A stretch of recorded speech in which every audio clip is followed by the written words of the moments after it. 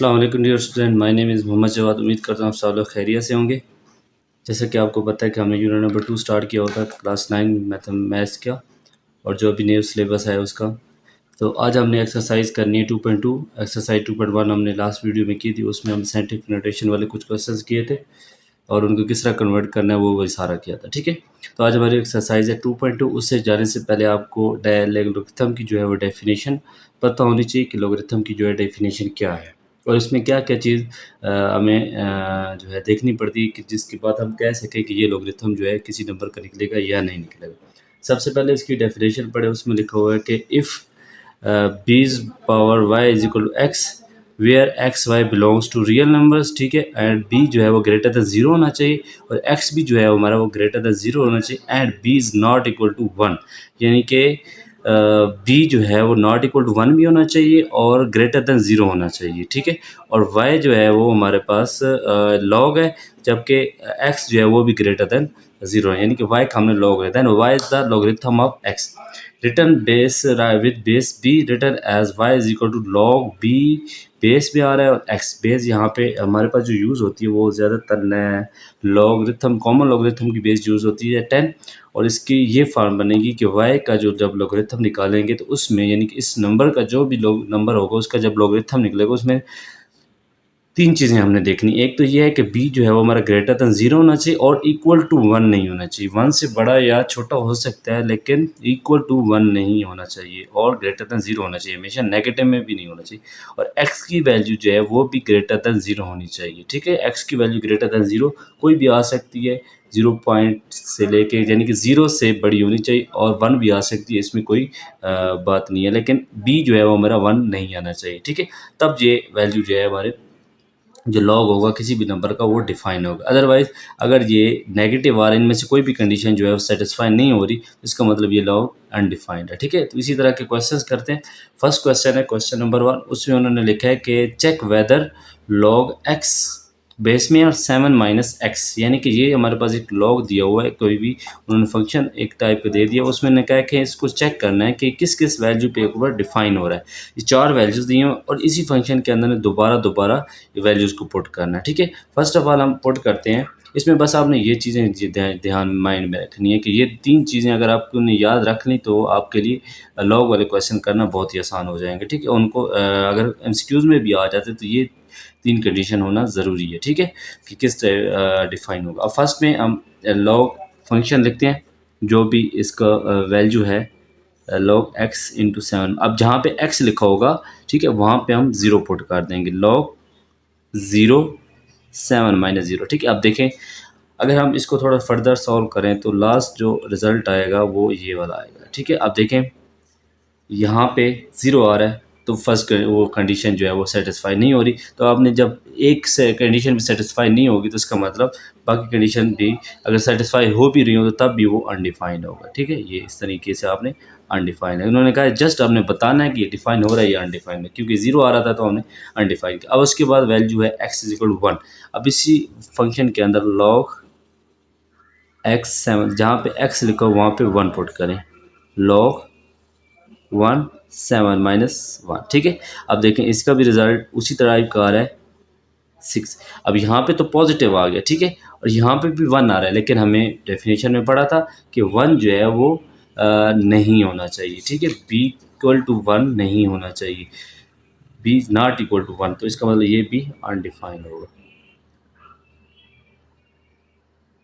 उसके बाद हमारे पास थर्ड पार्ट है कि x इक्वल टू 6। अब इसमें हम 6 पुट करके चेक करते हैं, जहाँ पे x लिखा होगा लॉग 6 7 माइनस 6। ठीक है, तो हमारा आंसर आएगा लॉग 6 इंटू 1। अब देखें यहाँ पे बेस, सबसे पहले हमने बेस देखना है, बेस 6 आ रही है यानी ग्रेटर दैन 1 भी आ रही है और सॉरी ग्रेटर दैन 0 भी आ रही है और नॉट इक्वल टू 0 भी आ रही है, 1 भी आ रही है, और ये कंडीशन सेटिस्फाई। अगला नंबर हमने देखना है एक्स वाला, एक्स में हमारे पास यानी कि जो अगर नंबर आ रहा है वो भी हमारे पास क्या आ रहा है, ग्रेटर दैन 0।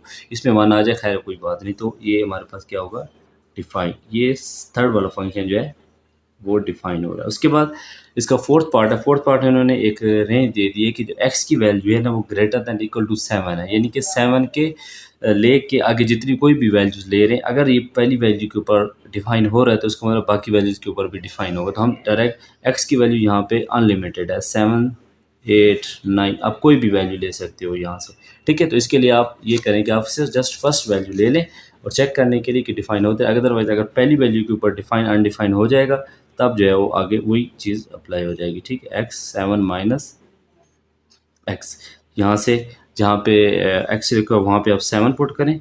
आप कोई भी वैल्यू पुट कर सकते हो, 7 माइनस 7, तो आंसर हमारा क्या आएगा, लॉग 7 और 0, ठीक है। अब देखिए लॉग 7 बेस तो ठीक आ रही है, ग्रेटर दैन 0 भी आ रही है, नॉट इक्वल टू 1 भी आ रही है, लेकिन जो एक्स आ रहा है वो हमारे पास 0 आ रहा है। यहाँ पे इसको हम बोलेंगे अनडिफाइंड। अगर ये फर्स्ट के ऊपर अनडिफाइंड आ रहा है इसका मतलब बाकियों के ऊपर भी अनडिफाइंड आएगा। क्यों? क्योंकि जब भी हम एक्स की जगह वैल्यू पुट करेंगे, अगर हमने 8 पुट की तो इसका आंसर -1 आएगा, 9 पुट की तो -2, तो माइनस में वैल्यू है तो माइनस में हमेशा अनडिफाइंड होता है। ये हमारे पास क्वेश्चन नंबर 1 जो है वो कंप्लीट हो गया। सिंपल सा क्वेश्चन था, इसमें जस्ट आपने 2-3 कंडीशन याद रखनी है कि हमेशा हमारे पास जो बी की वैल्यू होनी चाहिए वो तो ग्रेटर दैन 0 और नॉट इक्वल टू 1 होनी चाहिए, और एक्स की वैल्यू जो आगे नंबर लिखा होगा वो भी जो है वो ग्रेटर दैन 0 होना चाहिए। उसके बाद क्वेश्चन नंबर 2 है, उसमें क्या लिखा हुआ, उसमें जस्ट ये लिखा हुआ है, convert the form of following equation from exponential form to logarithmic form and vice वर्सा।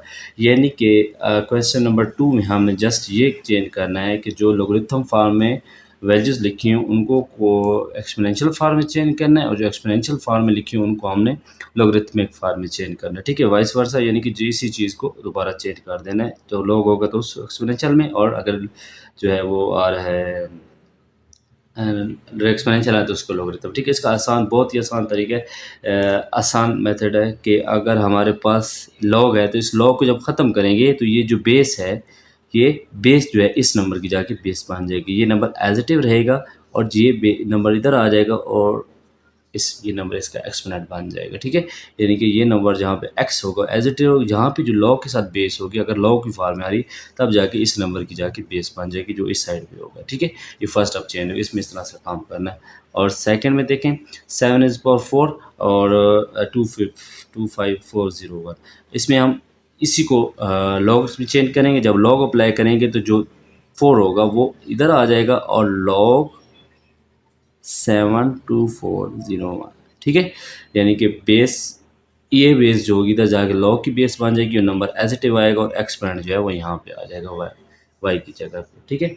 उसके बाद हमारे पास है थर्ड पार्ट, उसमें भी यही काम है, उसमें भी लॉग वाली फॉर्म है और उसको चेंज करना है एक्सपोनेंट, जस्ट हमने चेंज करना है, सॉल्व वगैरह नहीं करना।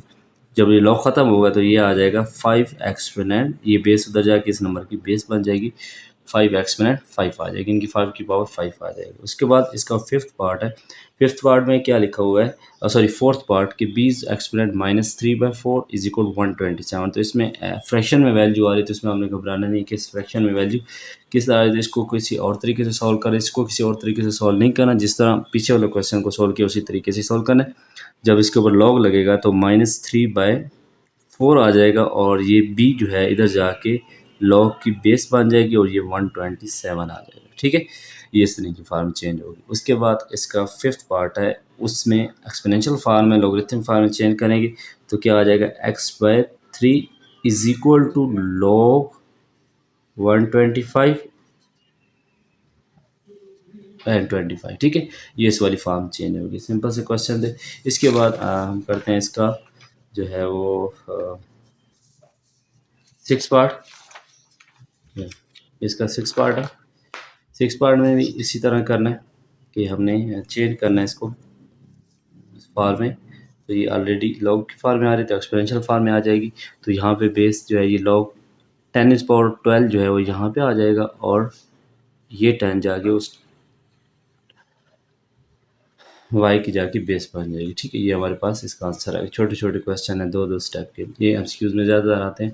उसके बाद इसको भी चेंज करेंगे तो ये आ जाएगा x/4 लॉग, अब इस पर 256 जो है इसकी बेस बनेगी, 164 जो है वो इसकी एक्स की वैल्यू आएगी। ये आंसर आ गया। उसके बाद ये वाला क्वेश्चन है, इसमें भी इसी तरह 3 जो है उसकी बेस बन जाएगी, इसमें हम एक्सपोनेंशियल फॉर्म में चेंज करेंगे 3 एक्सपोनेंट 2, इतना सा आंसर है। ठीक है, उसके बाद ये वाला भी सेम एज जो ऊपर की है, 2x minus 3 is equal to 5 exponent 1। ठीक है, बेस इसकी जाके बेस बन जाएगी एक्सपोनेंट 1, और इसको हम लोगरिथम फॉर्म में चेंज करेंगे तो इसको एज इट लोगरिथम, ये बेस जो है इधर आके क्या आ जाएगी, log 2x प्लस 1। ठीक है, जिस साइड पे एक्सपोनेंट होगा उस साइड पे लॉग नहीं लगेगा, दूसरी साइड पे लॉग लगेगा, क्योंकि बेस जो है उसमें चेंज हो जाएगी। ये आंसर आ गया। ठीक है, उसके बाद हमारे पास है क्वेश्चन नंबर 3। उसमें हमने क्या करना है, उसमें हमने वैल्यू निकालनी x की। पहले वाले क्वेश्चन में हमने जस्ट उसको सिंप्लीफाई किया था, जस्ट उसकी फॉर्म चेंज की। इसमें हमने फॉर्म भी चेंज करनी है और उसके बाद इसका आंसर भी निकालना है। ठीक है, तो फर्स्ट हमें हमेशा इसको एक्सपोनेंशियल में चेंज करके आप इसका आंसर निकालें तो बेहतर होगा। तो इसमें अब जब एक्सपोनेंशियल में चेंज करेंगे तो ये बेस जाके इस नंबर की बेस बन जाएगी, तो ये आ जाएगा 3 is equal to x is exponent 1। अब एक्स इज एक्सपोनेंट 1 क्या होता है, हमारे पास एक्स ही होता है, तो ये इसका आंसर आ जाएगा। ठीक है, उसके बाद क्वेश्चन नंबर है हमारे पास 3 का सेकेंड पार्ट। ठीक है, इसमें भी यही काम करना है। इसमें सारे लॉग वाले हैं तो सिंपल आप एक्सपोनेंशियल फॉर्म में चेंज करनी, तो ये आ जाएगा 9 is equal to x plus 1 exponent 2। अब इस एक्स स्क्वायर को ख़त्म करने के लिए हम क्या करते हैं, इसका अपोजिट क्या होता है, square root, taking square root on both side, on both side. ठीक है, 9 और एक्स प्लस 1, तो ये स्क्वायर स्क्वायर से कैंसिल हो, 9 का स्क्वायर रूट जो होता है वो 3 होता है। अगर आपके उस पर कैलकुलेटर है तो निकाल लें, अदरवाइज इतना मुश्किल नहीं है जो हम ना निकाल सकेंगे। एक्स प्लस 1, अब इसी को हम चेंज करेंगे, 1 को उधर ले जाएंगे क्योंकि एक्स की वैल्यू निकालनी है, तो ये हमारे पास आ जाएगा 3 minus 1 is equal to x, x की वैल्यू आ जाएगी 2। ठीक है, 3 माइनस 1 2 आ जाएगा। उसके बाद थर्ड, इसमें देखें, इसमें भी उसी तरह बेस चेंज करनी उधर जाके, तो 81 इज इक्वल टू आ जाएगा 3 एक्सपोनेंट एक्स। अब यहाँ पे हम किस तरह आंसर निकालेंगे, यहाँ पे तो हम ना क्यूब रूट लेते हैं, स्क्वायर रूट भी नहीं ले सकते, तो यहाँ पे हम देखेंगे 81 जो नंबर आ रहा है इसके हम फैक्टर्स बनाएंगे ताकि बेस सेम करें। फैक्टर्स बनाएं, 81, 327 ज़ार, 39 ज़ार, 33 ज़ार एंड 31 ज़ार। ठीक है, 81 की जगह आ जाएगा हमारे पास 3 multiply by 3 multiply by 3 multiply by 3 exponent 3 power exponent x, तो 3 पावर 4 और 3 और एक्स। अब देखें जब बेस सेम होती है तो एक्सपोनेंट ऑटोमेटिकली इक्वल हो जाए, ये आंसर आ जाएगा सी इक्वल टू 4।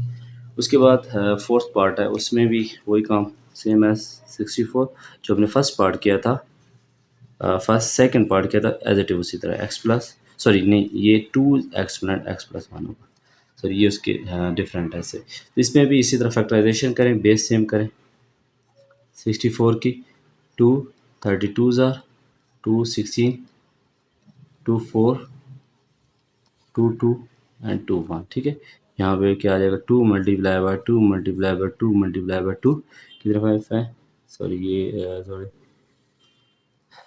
2 64 13 और 8 है, 2 4 और 2 2, देखिए 6 आ जाएंगे, 2 एक्सपोनेंट एक्स प्लस 1, तो इसमें बेस आ जाएगी 2 और कितने 2 and 6, 2 is exponent 6 and 2 exponent x plus 1, तो बेस सेम है तो एक्सपोनेंट इक्वल हो जाएंगे, 6 is equal to x plus 1 और यहाँ से एक्स की वैल्यू आ जाएगी 6 माइनस 1 यानी कि एक्स की वैल्यू आ गई 5, तो एक्स की वैल्यू 5 आ गई, तो ये हमारे पास आंसर आ गया। so, उसके बाद नेक्स्ट क्वेश्चन है, ये भी आसान है, इसमें भी अच्छी तरह चेंज करें, x square minus 1 is equal to 2 exponent 3, तो यहाँ से इसकी वैल्यू निकालना, 2 एक्सपोनेंट 3 जो होता है वो 8 के इक्वल होता है, एक्स स्क्र में हमें एक्स की वैल्यू निकालनी तो 1 को उधर ले जाएं, तो 1 प्लस 8 माइनस का तो जाके प्लस का हो जाएगा, x square is equal to 9।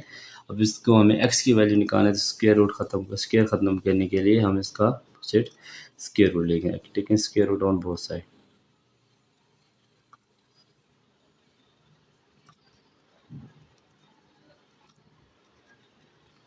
Square root is equal to 9, तो एक्स इज इक्वल टू आ जाएगा 3। ठीक है, एक्स की वैल्यू 3 आ गई, ये हमारे पास इसका 6th पार्ट हो गया। उसके बाद हम इसका करते हैं सॉरी, ये इसके क्वेश्चन नंबर 3 के जो है सारे पार्ट्स हमने डन कर लिए हैं और बहुत ही आसान है।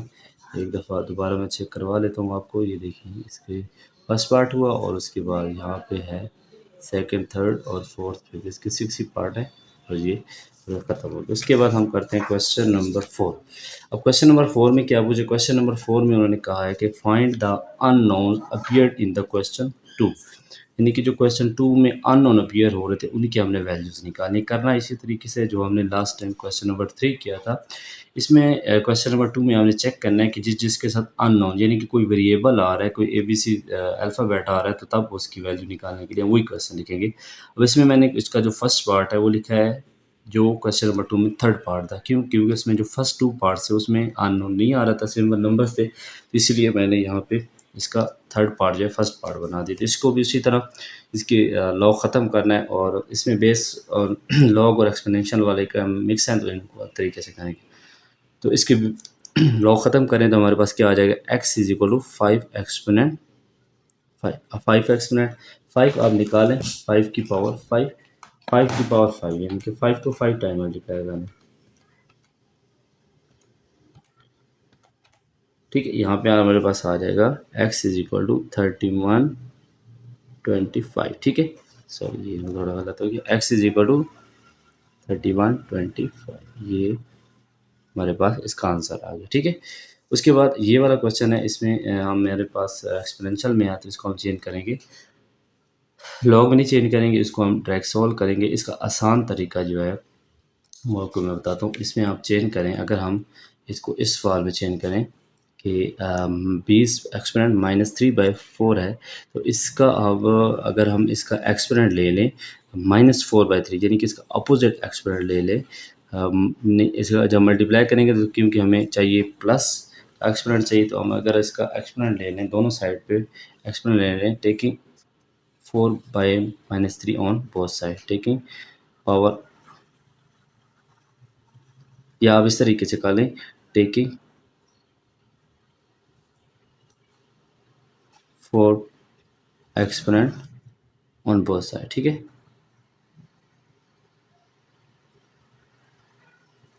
ऑन बोथ साइड, तो ये क्या आ जाएगा? बी एक्सपोनेंट -3/4 4 और 127 एक्सपोनेंट 4। ठीक है, ये आ जाएगा। अब इसमें 4 कैंसिल हो जाएगा और 4 एक्सपोनेंट 3, और इधर 27 की हम वैल्यू निकाल दे।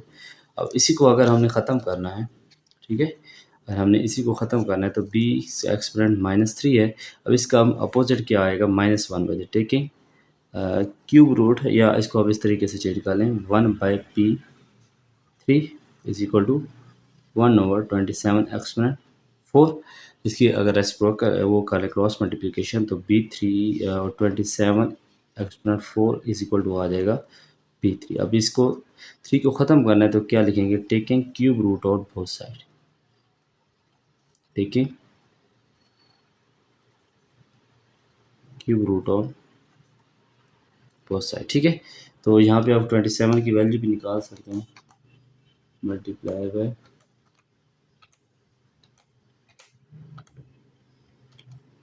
7। अब इसी तरह लेने ज़्यादा बड़ी वैल्यू आ जाएगी जो कि अब कन्फ्यूजन में रहेगी, तो इसके क्यूब रूट लें, क्यूब रूट में आ जाएगा 1/3 एक्सपेंड आ जाता है, ये कैंसिल हो जाएगा, तो बी एक्सपेंड 27 एक्सपेंड होता है 3 4/3, तो 3 कैंसिल, तो बी की वैल्यू आएगी 3/4, 3/4 होता है हमारे पास 81,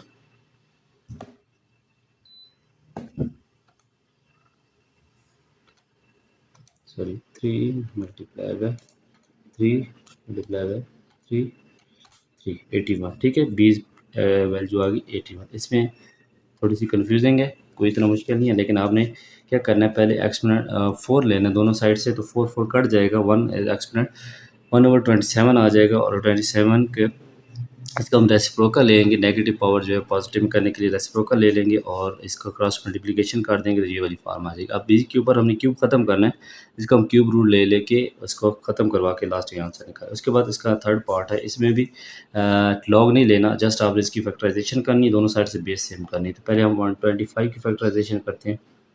5 2 ज़ा 10, 5 5 ज़ा 25, 5 और 5, ठीक है। तो यानी कि 125 की जगह आ जाएगा 5 मल्टीप्लाई बाई 5 मल्टीप्लाई बाई 5 और एक्सपोनेंट में आ जाएगा x/3 और इधर आ जाएगा 5 एक्सपोनेंट 2, क्योंकि हमें पता है 25 5 एक्सपोनेंट 2 होता है। और इसी को 5 exponent 3 multiply by x/3 is equal to 5 exponent 2, 2 to cancel, 5 exponent x is equal to 5 exponent 2, यहाँ से बेस सेम है तो x इज इक्वल टू 2 आ जाएगा, ठीक है।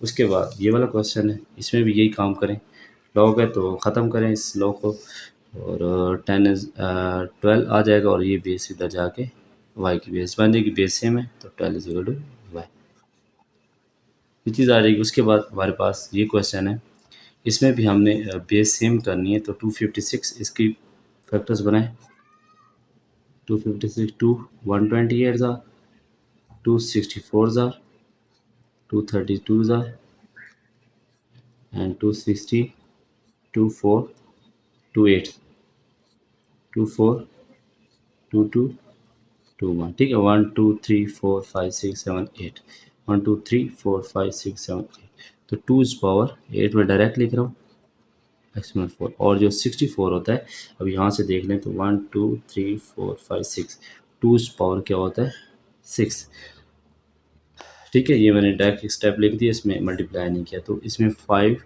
4 2 ज़ा 8, तो 2 एक्सपोनेंट 2x आ जाएगा, ये 2 एक्सपोनेंट जो है बेस सेम करनी, तो इसका रेसिप्रोकल लेंगे -6 आ जाएगा, बेस सेम है तो 2x इज इक्वल टू क्या आ जाएगा -6, और 2 को दोनों साइड पे डिवाइड कर दें तो x की वैल्यू आ जाएगी -3, ये हमारे पास आंसर है। उसके बाद 6 पार्ट है इसका, ठीक है। उसमें क्या करना हमने, उसमें भी उसी तरह बेस चेंज करें, x3 + 1 is equal to 3 exponent 2, तो इसका आंसर निकालें 8 सॉरी 9 और x/3 + 1, तो x3 एक साइड पे रह जाएगा पावर 9 - 1 x³ या x3 भी बोल सकते हैं 8। अब इसको ख़त्म करने के लिए हम taking cube root on both side, cube root on both side, ठीक है। तो ये आ जाएगा, तो अगर आप इसका 8 का क्यूब रूट लेते हो तो वो इक्वल होता है 2 के, ये इसका आंसर है। उसके बाद इसका लास्ट पार्ट है 6 part as it is same है, जो सॉरी ये इसका 7 पार्ट है, लास्ट पार्ट हमने नहीं किया, वो जो कि वो नहीं करना, वो एज इट इज दूसरा क्वेश्चन ऊपर है उसी तरह का है, तो आप उसकी देख के कर सकते हैं, ठीक है। तो 2x - 3 is equal to 5 exponent 1, ठीक है। 5 एक्सपोनेंट 1 हमारे पास 5 ही होता है, 2x 5 + 3, तो 2x इज इक्वल टू आ जाएगा 8, 2 को डिवाइड, तो ये हमारे पास आ जाएगा आंसर 4, तो x की वैल्यू आ जाएगी यहाँ पे 4, ठीक है। ये हमारे पास एक्सरसाइज 2.2 भी कंप्लीट हो गई, और सिंपल सी एक्सरसाइज है, बस आप इसमें 2-3 कॉन्सेप्ट याद रखने हैं कि हमारा लॉग ये कहाँ पे डिफाइन होगा, और हमने लॉगरिथम फॉर्म जो है किस तरह एक्सपोनेंशियल फॉर्म में चेंज करना है, और एक्सपोनेंशियल फॉर्म को किस तरह लॉगरिथमिक फॉर्म में चेंज करें। तो ये क्वेश्चन आपके लिए बहुत ही नया था सामने। तब इंशाल्लाह नेक्स्ट वीडियो में हम 2.3 एक्सरसाइज करेंगे, तब तक दीजिए इजाज़त, अल्लाह हाफिज़।